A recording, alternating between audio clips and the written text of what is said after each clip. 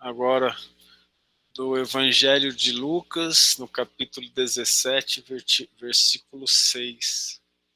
Esse capítulo.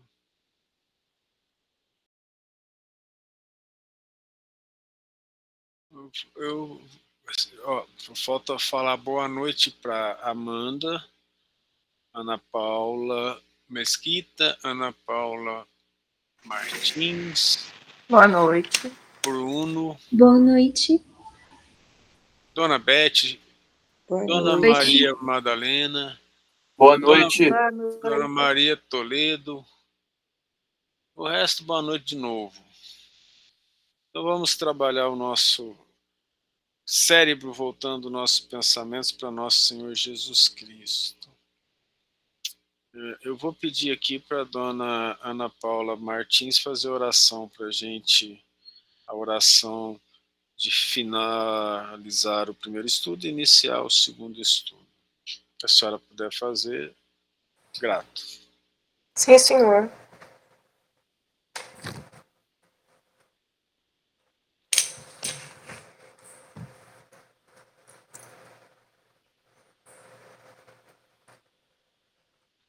Neste momento em que retornamos às ligações com os nossos mentores, principalmente com as equipes espirituais que estão responsáveis pelo estudo desta noite. Agradecendo a Jesus por mais esta oportunidade, pedindo que os teus ensinamentos de amor possam estar presentes no nosso lar compassivo, nossa palavra de compaixão, de cuidado, e nas nossas atitudes de caridade e de amor. Abençoa, Senhor, a cada um de nós, todos que aqui se beneficiam, que fazem parte desse estudo. Abençoa, Senhor, os nossos corações, que sejam assim fortalecidos na vontade firme de seguir os teus passos, que nos conduzem a Deus. E assim iniciamos a segunda parte dos nossos estudos. Que assim seja. Obrigado. Deus nos abençoe. Então nós começamos aqui, o Cristo dizendo aos seus discípulos, né? É impossível que não venha pedras de tropeço, mas ai daquele por quem vierem. Que, estando num mundo cheio de pessoas com mazelas e defeitos, nós sofremos a influência dessas pessoas na nossa vida e nós sofremos pela tristeza delas e porque elas nos causam. E aqui nós ficamos um tempo, né? Acautelai-vos, se teu irmão pecar contra ti, repreende-o, e se ele se arrepender, perdoe-lhe.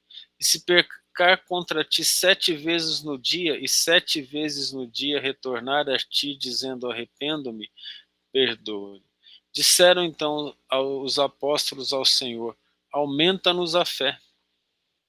Então, nós discutimos isso, né? Os próprios apóstolos tinham dificuldade de perdoar, de entender. Tem um livrinho chamado Jesus no Lar,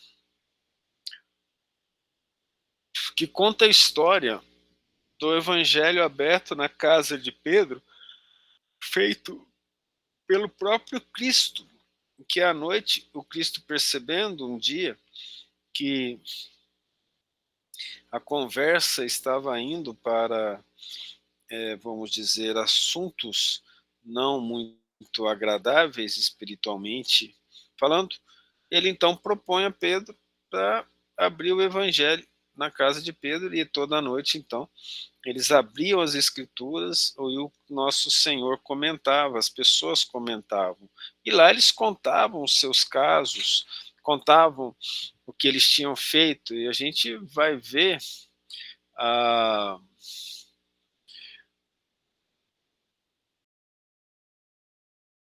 vamos dizer assim, que ele vai ver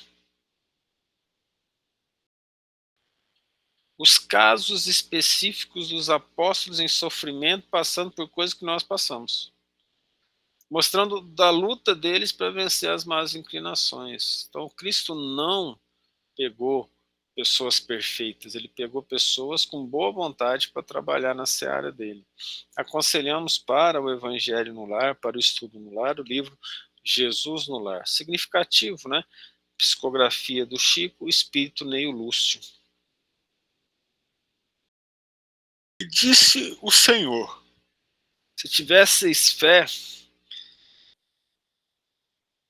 como um grão de mostarda, diríeis a esta amoreira: desarraiga-te daqui e planta-te no mar, e vos obedeceria. Na outra narração diga a este monte, passa de aqui para acolá, e nada mais lhe será impossível.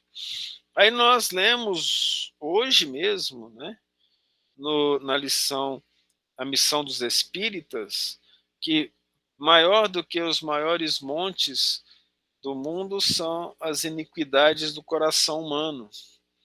Então, o Cristo não estava falando da moreira ou do monte, ele estava falando dos nossos vícios. Na verdade, o Cristo está dizendo assim: se você tiver fé, você vai conseguir vencer seu vício. E a doutrina espírita nos traz a fé raciocinada.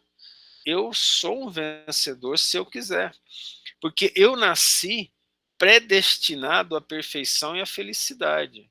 Se eu ainda não obtive, pelo menos parcialmente, ou razoavelmente, ou relativamente, é porque os meus esforços estão pequenos. Compreende? É isso. Então, Cristo fala dessa maneira, da fé que vai ajudar-nos a vencer as nossas más inclinações. O Cristo não estava falando para a gente virar um X-Men com poderes sobrenaturais para mover os objetos através das telecinesia. Oi, é iniquidade mesmo? Oi? Iniquidade do coração? Iniquidade representa todos os vícios do nosso coração usados no Velho Testamento e até no Novo Testamento. Igualdade é quando nós nos consideramos igual ao nosso semelhante, filhos do mesmo pai. Aquele que é iníquo, ele é egoísta, porque ele considera que ele é diferente, que ele é uma pessoa melhor do que o seu irmão. Ele considera que ele tem pré-requisitos de atenção maior de Deus para ele.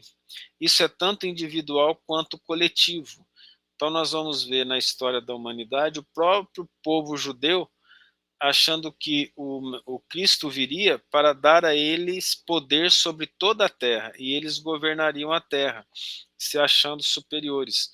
Nós vamos encontrar a soberania romana e os Césares e o próprio povo romano se achando superior. Antes deles nós vamos ter na Grécia Atenas e Esparta lutando pela soberania do seu modo de ser, com características diferentes. Nós vamos ter depois a maçonaria emergindo como pessoas que guardaram segredos que os tornaram especiais. Nós vamos ver a própria Igreja Católica fechando o seu cerco em torno do Papa e dos bispos, também com uma ideia de aquele que faz parte da Igreja Católica é especial, né? Nós vamos verificar também as famílias, e aí sim a questão de casta, né? Se considerando nobres a partir da questão do sangue azul, e o sangue azul é porque as veias têm coloração azulada, e aí como eles não trabalhavam no sol a sol, porque eles viviam dentro do castelo, protegidos do sol, as suas veias pareciam mais azuladas, e aqueles que trabalhavam de sol a sol ficavam mais morenos, né? Daí falar que é sangue azul. Nós temos casos relatados de pessoas que sangraram, e quando o sangue saiu vermelho, se envergonharam, desesperaram, e aí os nobres evitavam sangrar na frente dos plebeus para que eles não vissem que eles também tinham sangue vermelho, como os plebeus, e aí nós temos os nobres não indo para frente de guerra, não se machucando, e tentando formar proteção dos plebeus, mas conversando somente entre eles. Nós vamos ver com o passar do tempo, aqui mesmo na nossa época, as famílias se considerando, então, e se fechando, né, num cerco familiar de nome. Eu vi um caso desse, em que o nome de um bisavô, trisavô rico, na verdade, ele gerou os nomes, e aí eu não vou falar para não ter problema, mas tipo assim, fulano 1, fulano 2, fulano 3, fulano 4, eu conheci o quarto da família, em que eles não mudavam o nome para poder manter essa riqueza, né, vamos dizer assim, em relação, riqueza de poder ou de dinheiro em relação aos outros, né, que isso é bastante ultrapassado. Então nós temos a iniquidade como uma base do comportamento humano, o egoísmo como base do comportamento humano. A psicologia mostra que a criança de 1 a 2 anos, principalmente, de idade, e um pouco mais para frente, ela é extremamente egoísta, ela não gosta de dividir os brinquedos, de dividir comida. Se ela é mais forte do que a outra criança que está do lado, até 2, 3 anos, ela bate na outra criança. Depois, até 5 anos, ela toma, tende a não ser muito violenta, mas até 7 anos a briga ser verbal. Então, a nossa ascendência inferior, ela se mostra nos comportamentos através do egoísmo individual, no crescimento do indivíduo, e ela se mostra através das classes em que as pessoas se reúnem, e aí elas se consideram superiores às outras. Nós temos, por exemplo, uma religião que considera que eles são filhos de Deus, e todos nós que não fazemos parte dela somos chamados de criaturas, porque nós não somos filhos de Deus, porque eles serão salvos, e aqueles que não participarem dessa religião, eles não são salvos, né? E nós acabamos de ler aquela lição do Santo Agostinho, que se os pais não espreitarem desde o início os vícios nascentes do coração humano, e aí nós temos o egoísmo como a base fundamental. O próprio Santo Agostinho falou, né? Todos os vícios nasceram do egoísmo e do orgulho. Então a iniquidade é egoísmo. O egoísmo é considerado por Emmanuel, no Evangelho segundo o Espiritismo, o pai de todos os vícios. Inclusive a lição do Emmanuel, e aí nós vemos a importância, né, dessa lição no Evangelho segundo o Espiritismo, é o egoísmo. E nós temos então o Emmanuel trabalhando com o Chico, lutando através das palavras, das lições que ele traz, contra o egoísmo. Quase todas as lições dele, se não todas, de alguma forma, direta ou indiretamente, ela fala contra o egoísmo. Ela fala contra a iniquidade. Mas gastei tempo para explicar esse negócio, hein? Sempre é bom. É por isso que o Cristo fala, é por isso que é falado lá, né? Maior do que as maiores montanhas estão todas as iniquidades do coração humano.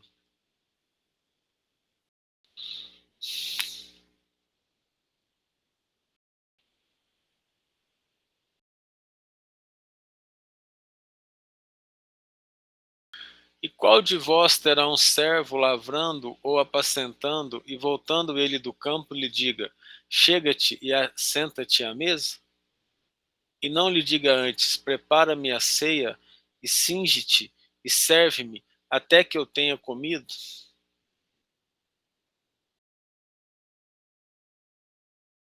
E bebido, e depois comerás e beberás tu?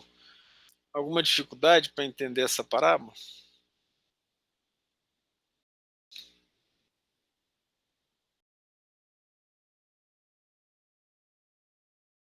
Todos entenderam, então eu não preciso explicar, vou passar para a próxima. Fui irônico. Opa, mas nem assim vocês conversam comigo? Tem sempre dúvidas, Thales. Se a gente for falar toda hora, você está perdido. Ah, eu só vou explicar porque a Maria Tereza pediu para explicar a palavra, tá? Porque ninguém falou mais nada aí. Ô, Thales, a gente fica escutando você falar, cara. É melhor, igual a dona Zélia falou, é melhor a gente ficar escutando do que falar. Toma muito tempo. Não, mas pode falar, porque isso aqui é um estudo em grupo. E eu nunca entendi, eu me culpo por isso, de que esse estudo em grupo, ele nunca é em grupo. Vai, tá bom, tá bom. Não, mas É tudo um bem. grupo silencioso, só isso. Eu não estou conseguindo achar lógica na intervenção de vocês. É igual quando você falou que você estava na presença do Chico. Vocês não falavam muito para ficar ouvindo ele falar, que ele tinha muita coisa para ensinar, né? É igual nós aqui também, né? Fica só escutando e aprendendo. É, claro que é. Só você que fala. A gente fala bobagem. Que fala bobagem. Tá bom. Vocês já perceberam que a dúvida, ela pode gerar mais conhecimento e a gente vai poder falar mais da gente mesmo? Mas tá bom. A dívida vai só aumentando, né? Quanto mais eu falo, como diz, acho que foi, quem que falou isso? Falou assim, foi Emmanuel, os mestres são torturados por suas lições. Me torturem, me torturem. Então vamos lá. O que a gente é em relação a Deus? Vocês podem me responder? A gente não é servo também? Nós não somos servos do Senhor? Então, antes da gente chegar ao reino do céu, a gente não tem que trabalhar para poder merecê-lo? Ficou mais fácil agora? Então vamos ler de novo depois dessa concepção. E qual de vós terá um servo, lavrando, apacentando, e voltando ele do campo lhe diga, chega-te e assenta-te à mesa?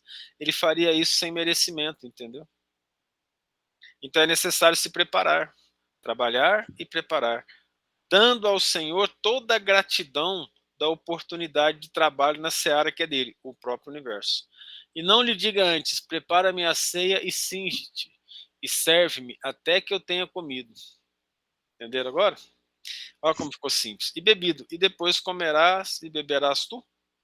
Entendeste? Ou seja, Jesus fala então que o reino de Deus tem um Senhor, e nós somos os servos desse Senhor. Então nós trabalhamos na seara do Senhor e nos preparamos para poder participar do reino de Deus.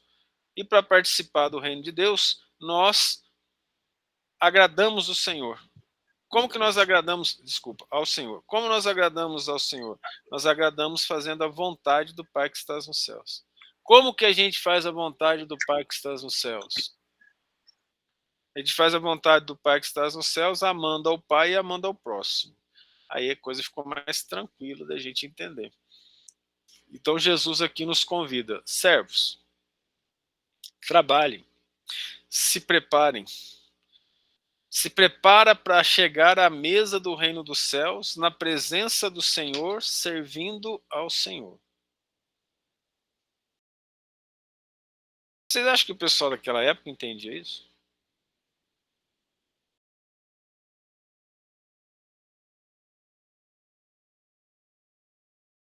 Eles compreendiam bem isso? Alguns entendiam até melhor que nós. Alguns. Outros, não. Outros não entendiam, não. Mas fazia sentido na cabeça deles? Sim. Porque nenhum que tinha um servo o chamaria a comer a não ser depois que ele preparasse a refeição. Aí a pessoa fica com isso na cabeça e ela, com o passar do tempo, ela entende. Ah, o meu Senhor é Deus. Se Deus é o meu Senhor, então eu farei isso. Eu farei a vontade dele. Certo? Tudo entendido?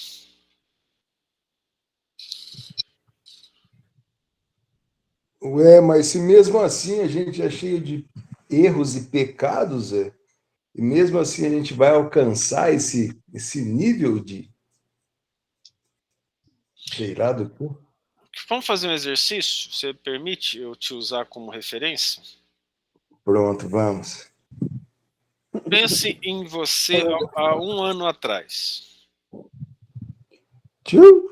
Agora você imagina o seu estado de espírito de dúvida, de ansiedade, o seu estado de espírito de incertezas e, ao mesmo tempo, de energias que elas emergiam de você, mas lhe faziam mal depois por arrependimento. Estou falando bobagem?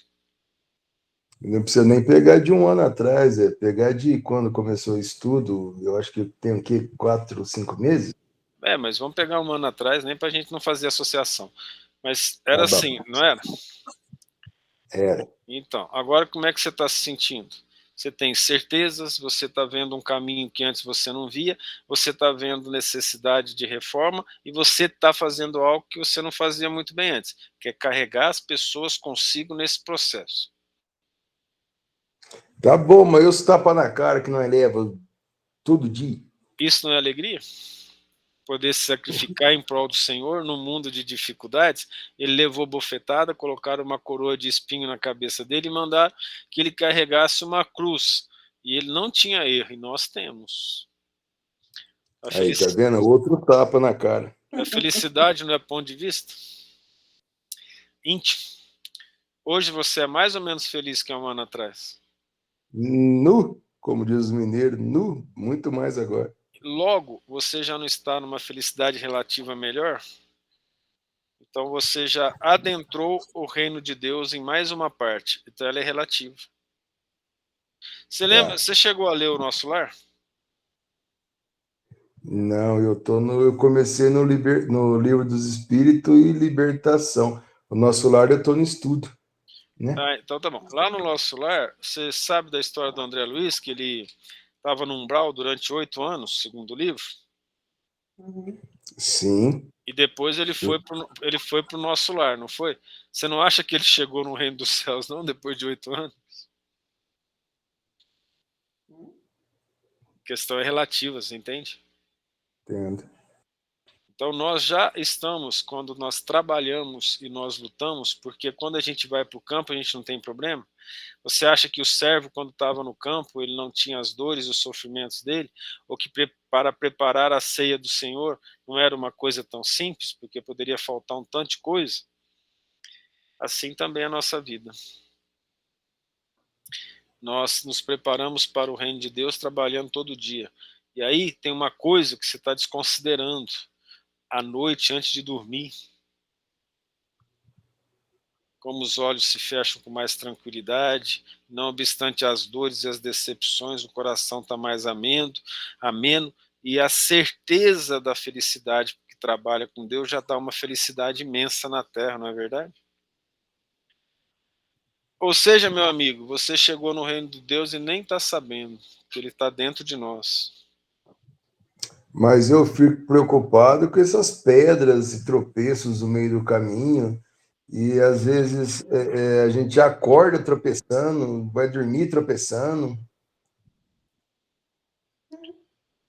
Mas faz parte do processo, não tem como a gente aprender se a gente não for testado.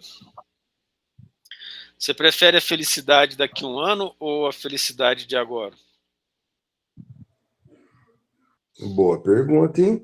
Eu Então, prefiro ser feliz, e agora? Eu prefiro começar agora a minha felicidade depois, é isso? porque daqui a pouco você vai ser mais feliz. Então, hoje você já é feliz por isso. Por isso que a felicidade é relativa. Nós ainda evoluiremos alguns milhões de anos. São bilhões. Mas eu vou falar milhões para aumentar a esperança. Até que a gente chegue à felicidade do anjo. Tá bom, obrigado. Ajudou muito.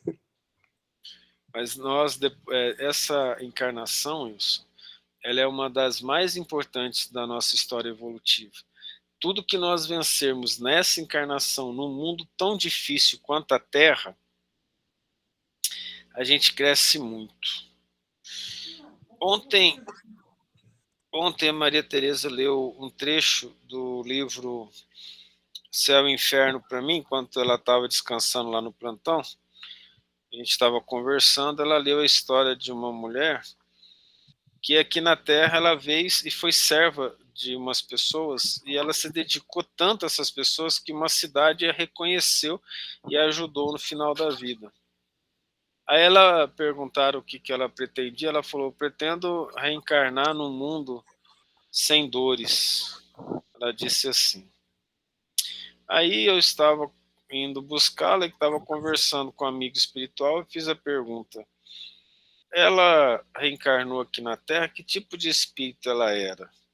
Ela era um espírito capelino ou ela é um espírito filho da Terra? Ele falou: nenhum nem outro. Muitos espíritos vêm aqui para a Terra para poder evoluir mais rápido, porque a Terra é um local de tantas dores e sofrimentos, que os espíritos, quando vencem o planejamento reencarnatório na Terra, eles crescem muito e eles podem ir para um planeta bem melhor. Então a Terra é uma oportunidade santa para aqueles espíritos que precisam passar por provas que machucam muito o sentimento, para poderem dar um passo mais longo no processo evolutivo, porque se atrasaram em outros planetas. Eu até ontem não sabia disso. Isso é profundo. Né? Então nós temos oportunidade imensa de crescer aqui. Então, quando nós conseguirmos vencer as nossas animosidades, as nossas iniquidades, nesse momento da nossa encarnação, em que a Terra está passando por um processo de depuração, em que situações de maldade estão bastante claras, em que o orgulho e o egoísmo estão quase sendo cultuados na sociedade, e tanto fere os corações sensíveis, aqueles que entenderem essa situação e amarem seu próximo, esquecendo de si mesmo, vão dar um passo muito grande na encarnação, e até mais que isso, dificilmente vai ter um sofrimento de resgate expiatório tão duro. Por quê? Porque aí a reencarnação e a perfeição, ela se torna mais serena, ela começa a acontecer em passos rápidos, mas ao mesmo tempo sem tantas dores, porque aí ao invés de pagar pela dor, nós somos convidados a resgatar pelo trabalho. E quando nós somos convidados a resgatar pelo trabalho, nós vamos entender aquela frase do Bezerra de Menezes que eu falei para vocês no estudo, depois você me pediu, lembra? Trabalhamos para merecer, merecendo trabalhar cada vez mais. Lembro sim. Mas tem uma frase do Paulo que eu trago comigo. Conta para nós. Eu fico um pouco com medo dela, que ele disse que o bem que queremos fazer, nós não fazemos, né? Já o mal que não queremos fazer, a gente faz todo dia. Ele está É isso falando do mesmo, né? processo de imperfeição, que a gente não entende a realidade que nos envolve. No entanto, podemos dizer com Cristo, aquele que perseverar até o fim será salvo, não é melhor não? Outro tapa na cara. Porque a questão do Paulo, ele fala isso por quê? O Paulo teve uma história muito complexa. Ele achou que ele estava fazendo bem, e aí foi uma questão de interpretação, viu isso? Que ele estava fazendo bem perseguindo os discípulos do Cristo em defesa do povo judeu. Aí quando ele percebe que ele está fazendo mal, é quando o Cristo aparece para ele. Aí ele percebe que o bem que ele achou que estava fazendo era na verdade o mal. Ele tá na verdade fazendo um desabafo nesse momento. Não tinha entendido dessa forma. Mas preocupa não, ainda bem que você falou, não é mesmo? Tudo bem? Tudo bem, ok, amém. Amém. Eu não sei se fui claro, se eu consegui te convencer de que o reino de Deus está no nosso coração. Posso citar para você um versículo do Evangelho de São Tomé, que é apócrifo, não foi considerado pela igreja, que fala assim: o reino de Deus está dentro de cada um, não está em templos feitos de pedras ou de madeira, Levante a pedra e me encontrarás, quebre a madeira e eu estarei lá. O reino de Deus é íntimo. É uma coisa que nós construímos. Então, se eu sou uma pessoa que tem muita rivalidade com o meu parceiro ou minha parceira, e aquele dia eu consegui diminuir essa rivalidade, comecei a enxergar coisa boa, aquilo já é felicidade aqui na Terra. Se pudermos a cada dia colocarmos a cabeça no travesseiro e falar, eu lutei com todas as minhas forças para ser melhor e eu me sinto melhor hoje, eu já estou mais feliz aqui na Terra. É que não tem como a gente ser feliz no hospital vendo doentes, e nem correndo o risco de ser infectado. Aí a felicidade é relativa, não tem jeito de ser pura. Essa ainda não existe. Ainda.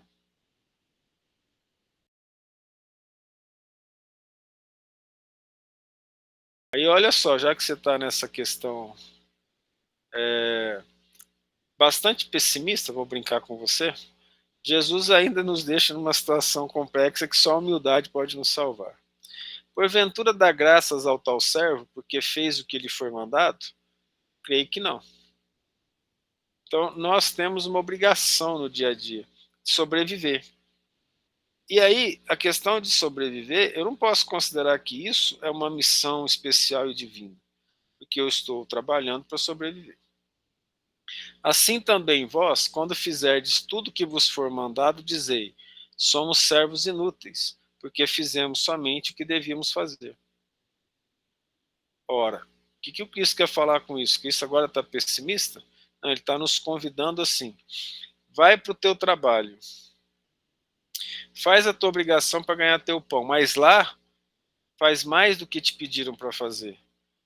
Lá você dá o sorriso para quem está precisando, um aperto de mão ou um abraço, levanta quem está jogado para baixo, se sentindo mal, leva a palavra do Cristo a quem necessita, faça uma oração antes de começar o trabalho, antes de conversar o ambiente, em toda conversa que for possível dizer o nome Jesus, Cristo, Deus, bem, amor, nós estaremos então fazendo muito mais do que nos foi pedido.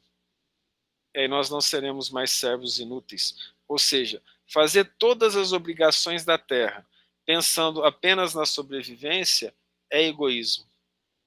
Ultrapassar esse limite do que nós podemos chamar justiça passa a ser amor. Então veja que a interpretação ela não é fácil. Ela requer uma chave. Essa chave quem trouxe foi a doutrina dos espíritos superiores, para compreendermos a verdade por trás do que o Cristo nos trouxe. Porque a chave disso tudo é a reencarnação. Imagina o desespero de alguém que entende isso e acha que tem uma vida só e não vai dar tempo de chegar no céu.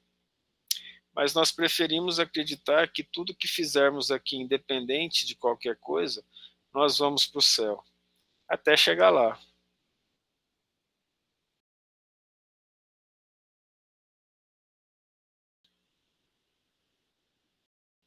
Aqui nós vamos mudar um pouco o conceito. Ele já saiu, então, dessa preleção que ele fez, falando sobre a fé e falando sobre as obrigações do Filho de Deus. E aconteceu que, indo ele a Jerusalém, passou pelo meio da Samaria e da Galiléia. Vocês lembram que ele tem que passar pela Samaria para ir para Jerusalém? Ele estava em Nazaré, na Galiléia, aí ele tem que atravessar a Galiléia, passar a Samaria e chegar a Jerusalém. Nós mostramos aquele mapa inicial, né? Vocês querem ver de novo ou não? Já não precisa disso. Mas vocês podem colocar aí mapa antigo de Israel. Na época do Cristo, vai aparecer lá onde que está Nazaré e o que tem que fazer para chegar em Jerusalém. Entrando numa certa aldeia, saíram ao encontro 10 homens leprosos, os quais pararam de longe. Os leprosos, eles eram proibidos de se aproximar das pessoas para não passar lepra. Em algumas cidades grandes, eles faziam o buraco dos leprosos, faziam um buraco, cavavam e jogavam os leprosos lá. E o pessoal caridoso passava e jogava pão e comida para eles, né? Levantaram a voz dizendo, Jesus, mestre, tem misericórdia de nós. Eles sabiam que o Cristo estava lá, e os leprosos foram lá para serem curados. E ele, vendo-os, disse-lhes: Ide, mostrai-vos aos sacerdotes. E aconteceu que, indo eles, ficaram limpos. Tiveram fé. Mas olha que interessante. Moisés é que falou: quando você conseguir uma bênção, uma cura, mostra ao sacerdote que você conseguiu essa cura, para poder mostrar que a vontade de Deus foi feita. Então Cristo segue a lei mosaica e pede para eles irem se mostrar ao sacerdote. E eles acreditaram e foram, até porque eles tinham fé, eles buscaram Cristo. E um deles, vendo que estava são, voltou, glorificando a Deus em alta voz. E caiu aos seus pés com o rosto em terra, dando-lhe graças. E este era samaritano, considerado gente de má vida pelos judeus, porque eles não aceitavam os profetas novos e nem adoravam a Deus como os judeus adoravam. Então os judeus, voltando àquela história da iniquidade e do egoísmo de casta, consideravam que todos que não adoravam Deus como eles, e principalmente os pagãos, não eram dignos de Deus. Então os samaritanos, independente de serem bons ou não, eram amaldiçoados e considerados de má vida, a ponto de que os judeus, quando passavam perto dos samaritanos, ouviam samaritano, e eles o diferenciavam pelo corte de cabelo e pela roupa, eles cuspiam de lado. E respondendo Jesus disse: Não foram 10 limpos, e onde estão os 9? Não houve quem voltasse para dar glória a Deus, senão este estrangeiro? E disse-lhe: Levanta-te e vai, a tua fé te salvou. Aí nós podemos pensar assim: ué, mas a fé não salvou os outros? Não.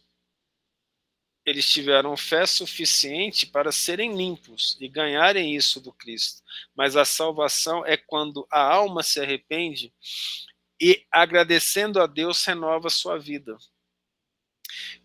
Nós podemos lembrar das palavras do Cristo, que ele fala assim, que se pedirdes ao vosso Pai pão, ele não lhe dá pedra. Se pedir peixe, ele não lhe dá cobra. Se vós que sois maus dai coisas boas aos seus filhos, quanto mais o vosso Pai que estás nos céus, que faz que a chuva caia sobre justos e injustos, e o sol se levante sobre bons e maus. Então, se nós pegarmos isso e trouxermos para nós, e lembrarmos que o nosso perispírito está cheio de chagas, causados pelas iniquidades das nossas ações, nós somos leprosos espirituais. E aí, quando a gente consegue uma cura, a gente precisaria aqui na Terra estar agradecendo a Deus o sol, a água, a lavoura, o alimento, a roupa, a casa que podemos ou não transformar em lar, agradecer o conforto, até o certo luxo que temos, em termos materiais, o trabalho e a renda.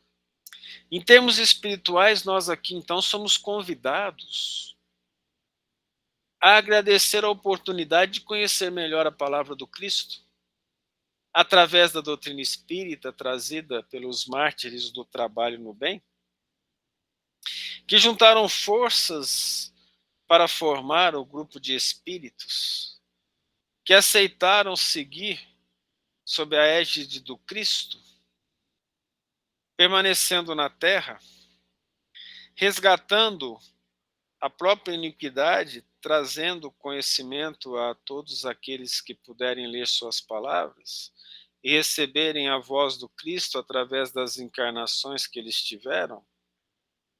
E aí nós temos os grandes homens do passado que vieram em nome do Cristo, os grandes apóstolos e discípulos do Cristo, em que colocamos entre eles São Francisco de Assis, reencarnação de São João Evangelista, Joana d'Arc, reencarnação de Judas Iscariotes, o que o traiu, se arrependeu.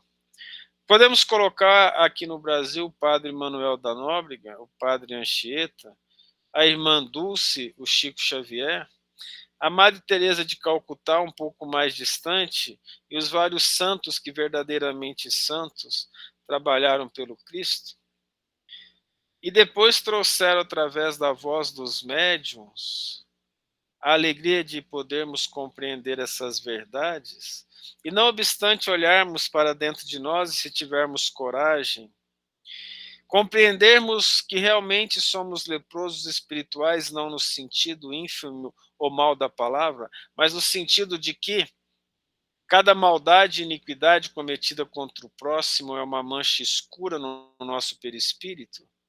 Busquemos a cura com Cristo como os 10 leprosos, mas recebendo então a cura através da oportunidade de trabalho, tenhamos a decência de voltarmos, através da oração e das atitudes, o nosso rosto ao Cristo, abaixando-nos e beijando os seus pés através da oração e da gratidão, mostrando no auxílio ao semelhante a gratidão pela cura e oportunidade da cura, no trabalho de redenção que devemos efetuar todos os dias, e todas as noites, porque enquanto o corpo descansa, a alma poderá trabalhar, e a alma trabalhando busca as forças nas fontes inesgotáveis dos espíritos superiores, os próprios representantes do Cristo em vários graus de hierarquia. Recebemos o Cristo na nossa vida através de alguns encarnados, enquanto dormimos de outros desencarnados, em níveis que merecemos, através do amor dos nossos irmãos superiores, que passando já e vencendo as dificuldades que hoje somos convidados a passar, podem ser os nossos dirigentes e trazer o próprio Cristo até nós, através do seu exemplo da redenção e das dores, que não obstante ainda não estarem findas, estão efetivamente vencidas em termos de primitividade, e as agruras iniciais, quando a caminhada começa com os pés vacilantes, entre os pedregulhos da senda que escolhemos por nossa própria imperfeição, mesmo assim com os pés sangrando, com as mãos calejadas, com os olhos tristes, conseguimos e nos mantemos com a fé viva que o Cristo ensinou, a caminharmos carregando a nossa cruz, seremos todos nós, sem exceção, trabalhadores da última hora, porque optamos e pedimos para que o Cristo nos desse a oportunidade de trabalharmos na sua seara, como os discípulos do passado pediram para trabalhar junto com ele. Foi-nos dado a oportunidade da reencarnação, na confiança desses espíritos que nos amam, que nós faríamos o esforço máximo para podermos, aqui na Terra, amarmos os nossos semelhantes, para podermos levar a quem necessita a palavra de apoio e de coragem, para disseminarmos à nossa volta a alegria e a esperança em detrimento da nossa própria dor, calando os nossos sentimentos e mazelas iníquos, para que a felicidade do Cristo chegue aos corações que sofrem, pois que eles não conhecem o Cristo como temos a oportunidade de conhecer, através da leitura das Escrituras que se tornam realidade. Hoje, através das profecias já ditas, isso bastaria para que a nossa fé aumentasse. Não obstante, recebemos dos Espíritos superiores a alegria das palavras proféticas e poéticas, que trazem aos nossos corações as bênçãos desses Espíritos que superaram a si mesmo, para hoje poderem dizer que vivem no reino de Deus, recebendo do próprio Cristo a inspiração do bem, recebendo as energias do bem através da inspiração de nosso Senhor, que não é apenas pelo pensamento dele, mas pela lembrança das dores que ele sofreu, humildemente e serenamente, sem nada precisar passar, mas se colocando em nome de Deus, como aquele cordeiro que, sem nada reclamar, levou a sua cruz até o Gólgota, e no fim da sua vida disse, mostrando a necessidade do perdão para todos aqueles que necessitam dele, pois nós somos necessitados do perdão a todo instante. Pai, perdoa-lhes, eles não sabem o que fazem.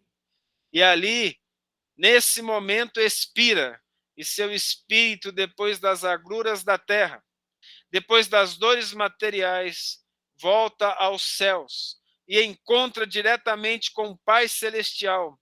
E diante desse encontro de alegria inefável que nós não podemos compreender, ele mostra o seu amor por nós e 3 dias depois retorna para que continue a sua obra de amor, trazendo o próprio Pai a nós, não somente como o Filho do homem encarnado, mas como aquele ressuscitado que em espírito mostra que nunca nos abandonará. Que tenhamos a humildade de aceitar o Cristo em nossos corações e que não enxerguemos nas agruras do caminho senão oportunidades, e que os arranhões sejam apenas pequenas feridas para que os nossos erros não gerem um punhal em nossos corações, piorando os nossos sentimentos, que devem evoluir para o amor, superando a mágoa e a tristeza, superando a dor das decepções. Porque nós decepcionamos, mas o Cristo nunca nos abandona. Em nome do Pai, ele abre os braços e pede para nós, repetindo as palavras do final: Pai, perdoa-lhes, eles não sabem o que fazem. Senhor, que nós mereçamos o teu perdão, que nós trabalhemos por nossa redenção e que nós absorvamos o conhecimento do alto, sendo aquecido no coração, escorrendo pelas mãos, na ação do bem constante em teu nome, não faltando a fé, a perseverança e a coragem na luta de cada dia. Amemos o nosso próximo e façamos a vontade de Deus, dando glória a Ele às alturas, pois que os homens de boa vontade receberão a bênção já da felicidade na própria reencarnação, principalmente aqueles que assumiram a responsabilidade de trabalhar com Cristo na sua seara de amor, se fazendo humildemente trabalhadores da última hora, em nome do Pai. Deus nos abençoe e até o próximo estudo.